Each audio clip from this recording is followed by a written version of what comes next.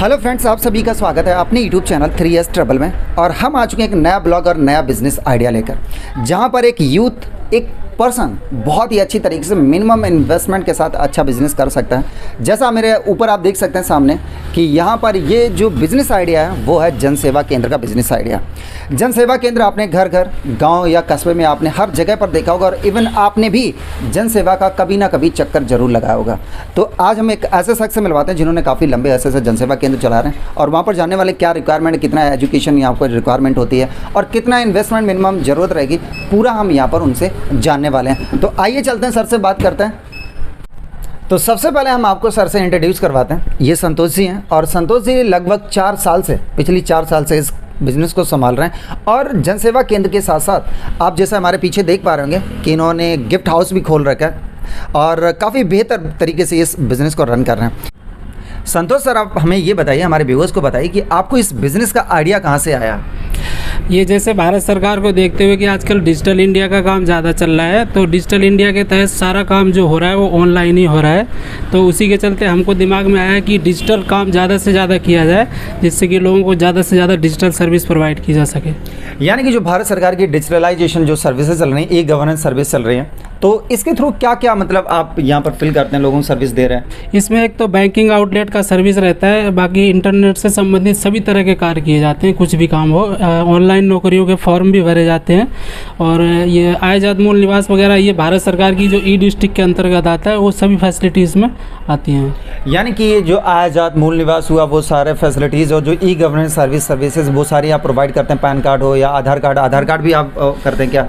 नहीं, आधार कार्ड की सर्विस अभी सरकार ने प्राइवेट में बंद कर रखा है, इसलिए जो बाकी आधार कार्ड के अलावा जो भी सर्विस इंटरनेट से रिलेटेड है वो सभी सर्विस आउटलेट पे उपलब्ध है।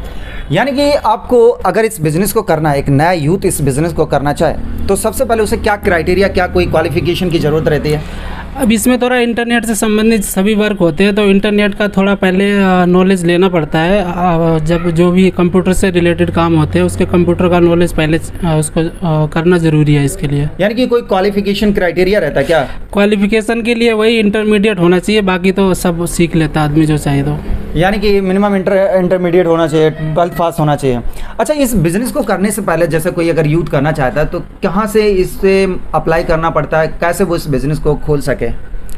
अब इसके लिए एक डिस्ट्रिक्ट मैनेजर, जो इंटरनेट की सर्विस होती है, जैसे ई डिस्ट्रिक्ट की सर्विस लेनी है तो डिस्ट्रिक्ट मैनेजर होता है एक, उस पर वो उसको कांटेक्ट करना पड़ेगा। वहाँ से आपको ई डिस्ट्रिक्ट की आईडी, सहज की आईडी वो मिल जाती है, और बाकी पैन एंड कार्ड की सब सुविधा उसी में रहती है। और बैंकिंग के सुविधाओं के लिए वो अलग अलग बैंकिंग आउटलेट पर जाके बैंक से संपर्क करना पड़ता है, तो उसमें बैंक की सर्विस वहाँ से मिलेगी। यानी कि अगर कोई गवर्नमेंट, जैसा आप बोल रहे हैं कि ई डिस्ट्रिक्ट साइड अगर किसी को लेना, जैसे आधार कार्ड नहीं, जो आयाजात मूल निवास हुआ, तो ई डिस्ट्रिक्ट आप बोल रहे हैं, तो वहाँ पर कोई मैनेजर कैसे कांटेक्ट कर सकता है, कोई पर्सन नया व्यक्ति अगर चर्चा करना चाहे तो? वो जैसे जनसेवा केंद्र जो ऑलरेडी चला रहा है उनसे संपर्क कर सकते हैं, तो उनके थ्रू वो मिल जाता है। हमसे भी कोई संपर्क करेगा तो हम उसको दिलवा देंगे, कोई दिक्कत। यानी कि अगर आपको इस बिज़नेस को करना चाहते हैं तो सिंपली इनका हम डिटेल में आपको नंबर्स वगैरह जो डिस्क्रिप्शन में वो दे देंगे, इनसे कॉन्टैक्ट कर सकते हैं कि कैसे कोई एक जनसेवा केंद्र खोल सकता है, ई डिस्ट्रिक्ट साइट कैसे ले सकता है। तो इसका कोई प्रोसेस फर्स्ट ऑफ ऑल ऐसा होता होगा कि कोई ऑनलाइन फॉर्म वगैरह फिल करना पड़ता होगा? वो सारा डिजिटली होता है, ऑनलाइन रजिस्ट्रेशन करना पड़ेगा सहज के पोर्टल से। उसके बाद फिर डिस्ट्रिक्ट मैनेजर जो भी होगा वो आपसे कांटेक्ट करेगा, और जो भी उसका फीस वगैरह होगा उसका सारा प्रोसेस बताएगा,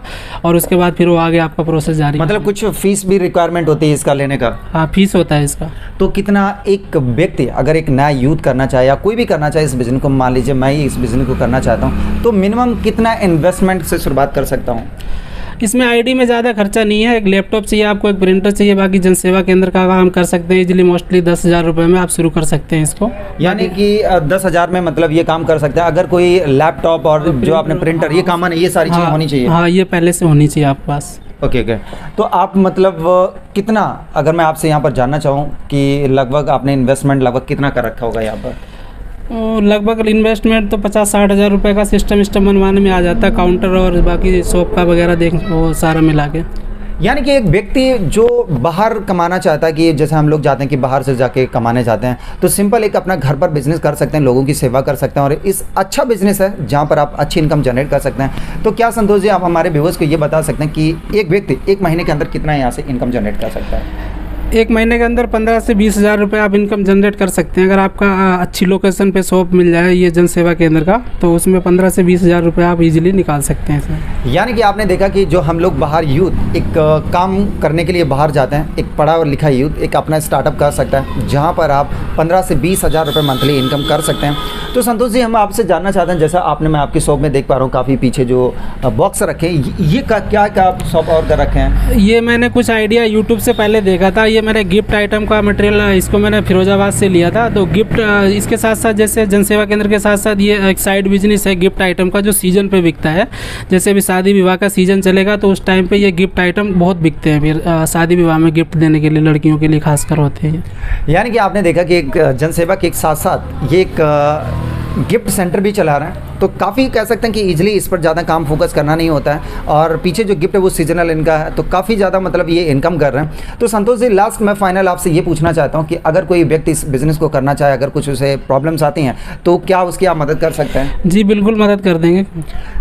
तो देखा कि बहुत इजी तरीके से एक मिनिमम क्राइटेरिया है, आप 10,000 से इस बिज़नेस को स्टार्ट कर सकते हैं। आपके पास अगर पहले से ही लैपटॉप है, अगर नहीं है तो 50-60 हज़ार रुपये का लैपटॉप और प्रिंटर आप बाय कर सकते हैं। और एक शॉप का रेंट लगता होगा, और उसके बाद जो इंटरनेट आप मोबाइल यूज करते हैं सिंपल, उसी नेट से ही आप पूरा बिज़नेस रन कर सकते हैं। तो काफ़ी यूनिक आइडिया है। कई सारे यूथ आपने देखोगे गाँव चौराहे और कह सकते हैं कि शहर कस्बे में हर जगह पर आपको इंटरनेट की सुविधाएँ देने को मिलती हैं।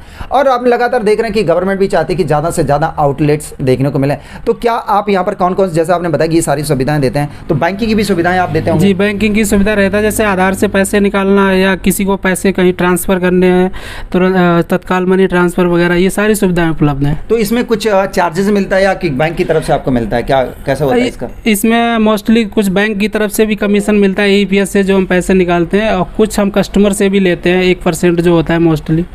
यानी कि देखा कि बहुत अच्छा बिजनेस है। आप घर पर लोगों की सेवा कर रहे हैं, सेवा के साथ साथ ये यहाँ पर इनकम भी जनरेट कर रहे हैं। तो आप भी ऐसे बिजनेस आइडिया के साथ काम कर सकते हैं जहाँ पर आप घर बैठे अच्छी खासी इनकम जनरेट कर सकते हैं।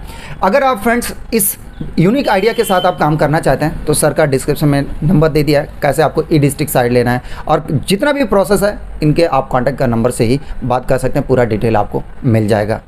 तो इस वीडियो में हम लोगों ने देखा एक नया बिजनेस आइडिया को, और एक यूथ कैसे एक बिजनेस कर सकता है, घर बैठे अच्छी इनकम जनरेट कर सकता है। जनसेवा केंद्र के माध्यम से आपने देखा होगा कि आपने खुद कई सारे काम जनसेवा केंद्र से करवाए होंगे, पैसा ट्रांसफ़र हो या आधार कार्ड से पैसा निकलवाना हो या अपना पैन कार्ड बनवाना, आधार कार्ड बनवाना, सारी सर्विसेज ई-डिस्ट्रिक्ट और जनसेवा केंद्र से मिलती हैं। तो एक यूथ इस बिज़नेस को कर सकता है, बहुत ईजी तरीके से कर सकता है।